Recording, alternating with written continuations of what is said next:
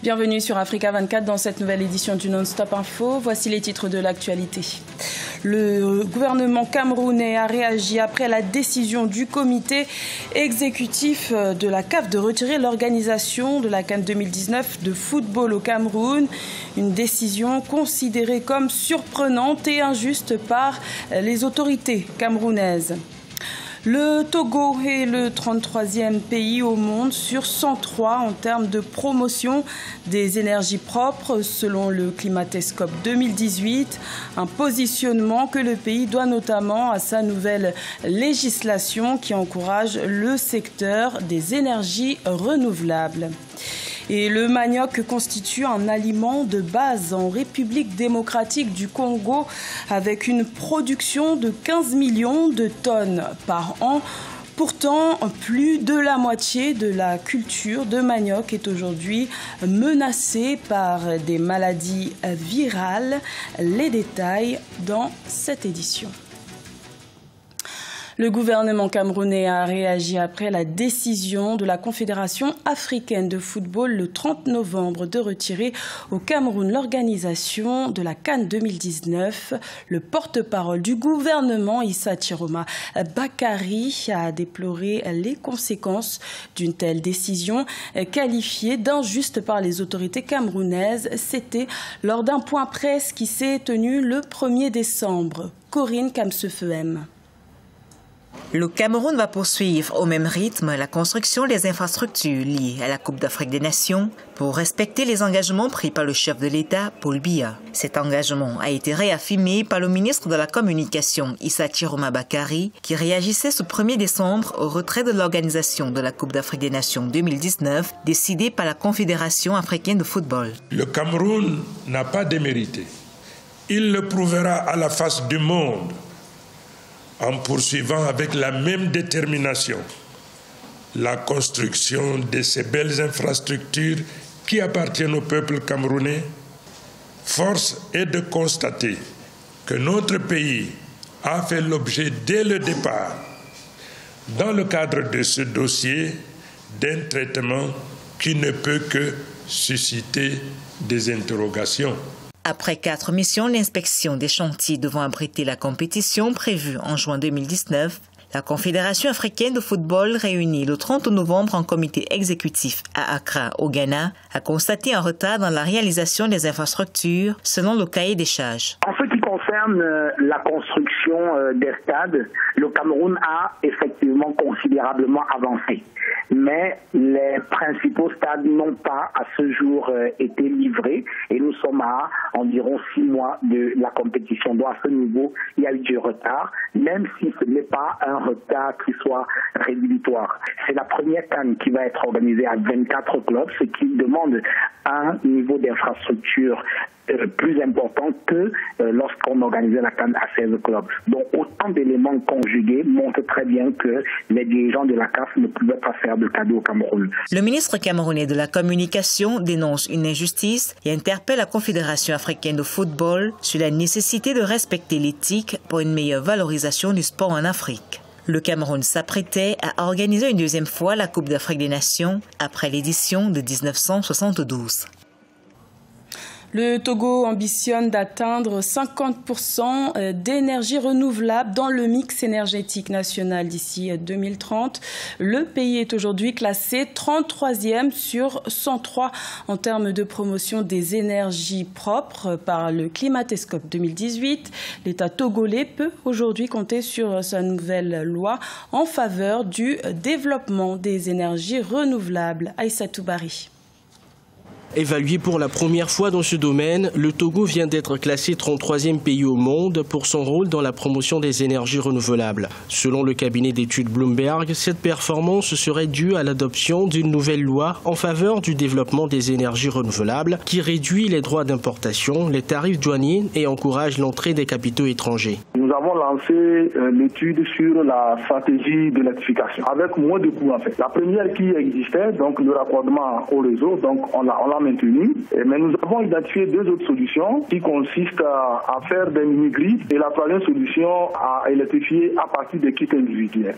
Dans le cadre de la mise en œuvre de sa stratégie nationale d'électrification, le gouvernement togolais a publié récemment une feuille de route pour atteindre un taux d'électrification de 50% en 2020 et de 100% en 2030 à partir d'une moyenne nationale de 37% en 2017. Nous n'avons pas électrifié tout le monde à partir du réseau, donc c'est à partir des énergies renouvelables, notamment les mini-grids et les kits individuels, parce qu'en grande partie aujourd'hui, nous alimentons la population et les industriels à partir de l'énergie produite par des centrales thermiques. Nous sommes fixés comme objectif d'atteindre en 2030 avec le mix énergétique de 50%. En 10 ans, les réformes et les initiatives du gouvernement ont permis au pays d'atteindre un taux d'électrification de 40% contre 18% et de 2% à 8% en milieu rural. Une initiative qui va permettre de booster le secteur économique des zones bénéficiaires. Un sujet commenté par Marcel Farba-Maroun. Le premier acte de Ouaga Meetup a été lancé le 29 novembre à Ouagadougou, au Burkina Faso.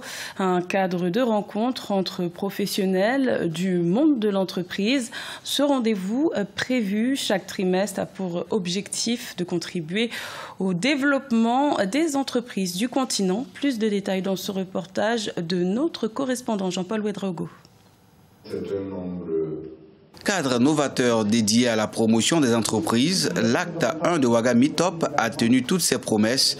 Le jeudi 29 novembre 2018, nombreux sont les chefs d'entreprise qui ont marqué de par leur présence l'ouverture de la série trimestrielle de rencontres. Basée sur le partage d'expériences, le concept, selon son promoteur, Cyprien Koboudé, est une porte ouverte au développement des entreprises du continent. L'aspect original de Ouaga Meetup, ce n'est pas des ateliers de formation classiques que nous connaissons.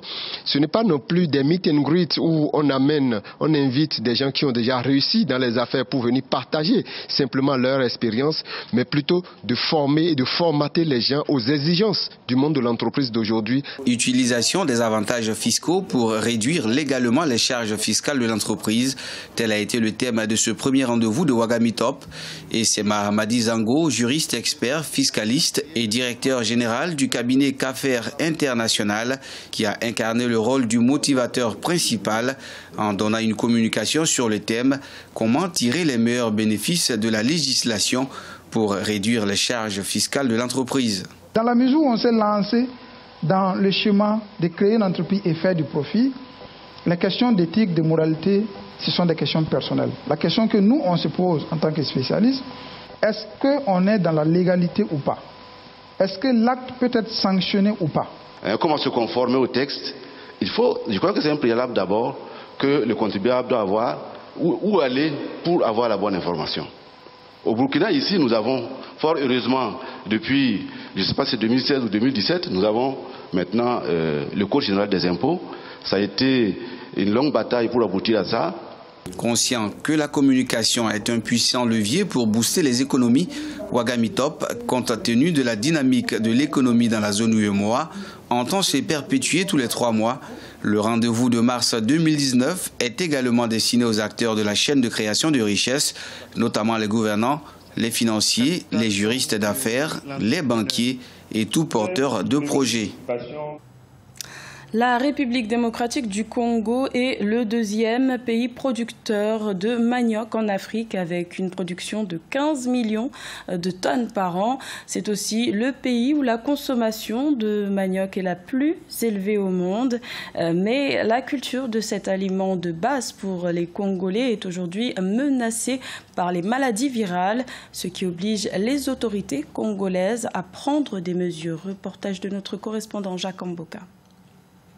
C'est une culture stratégique pour la sécurité alimentaire du pays. La culture du manioc en République démocratique du Congo est cependant menacée par des maladies virales, notamment la mosaïque africaine et la striure brune du manioc. En ce qui concerne la mosaïque, c'est toute l'étendue de la République qui est touchée. Mais en ce qui concerne la striure brune, c'est quelques provinces, notamment les provinces de l'Est. Il y a la province de la Chopo, par exemple, le Nord Kivu et le Sud Kivu, et le Haut-Katanga.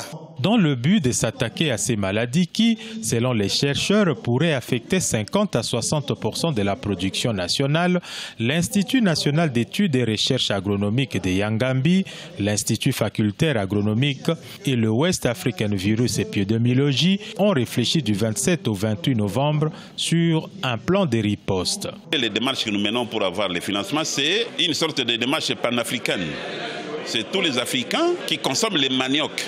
Chez nous, au Congo, nous avons des sols qui sont riches. Il y a la pluie, il y a un peu la forêt, ainsi de suite. Mais dans des pays comme la Côte d'Ivoire, le Togo, je dirais même les pays comme le Niger, c'est pratiquement le désert, c'est pratiquement le Sahel. La lutte contre les maladies virales du manioc exige des efforts panafricains. La République démocratique du Congo, avec une production de 15 millions de tonnes l'an, est le 6e producteur du manioc au monde et 2e en Afrique après le Nigeria. Au Bénin, les prédictions du FA pour l'année 2019 sont favorables au développement, selon le collectif des prêtres du FA qui s'est réuni à Cotonou le 1er décembre. Une coutume annuelle pour consulter l'oracle sur les événements que connaîtra le Bénin au cours de l'année 2019. Reportage de notre correspondant Lefty Ono. L'année 2019 sera pacifique pour le Bénin, selon le TOFA, une consultation nationale de l'oracle FA. L'édition 2018 du TOFA a réuni le collectif des prêtres de FA ce samedi 1er décembre à Cotonou. Placé sous le thème « Ensemble apportons notre pierre à la construction de notre nation, le Bénin », la consultation de l'oracle a révélé 3 signes qui permettent de prédire les événements à venir. Les différentes consultations du FA augurent une bonne et paisible année. Le FA dit de débarrasser le roi, donc le président de la République, des difficultés, des misères qu'il s'est créées lui-même. Donc pour qu'il puisse avoir la facilité, l'aisance de pouvoir mieux diriger le pays. Les signes du TOFA 2019 ont engendré diverses interprétations. Au plan économique, le FA exhorte le peuple à prendre en considération l'activité maritime dans le cadre de la planification économique. Le FA dit que les activités maritimes seront au cœur de très grands bouleversements au sein de la nation au niveau de 2019. Et c'est pour ça qu'en faisant les rituels de l'énergie océanique, nous devons également faire des bénédictions sur nos activités maritimes. Au plan politique, le FA recommande des actions de cohésion nationale. Des offrandes, des sacrifices expiatoires et propitiatoires se feront à 8 divinités au cours du mois de décembre 2018. Ce journal a été réalisé par l'ensemble de la rédaction. Merci de votre fidélité. L'information continue sur Africa 24.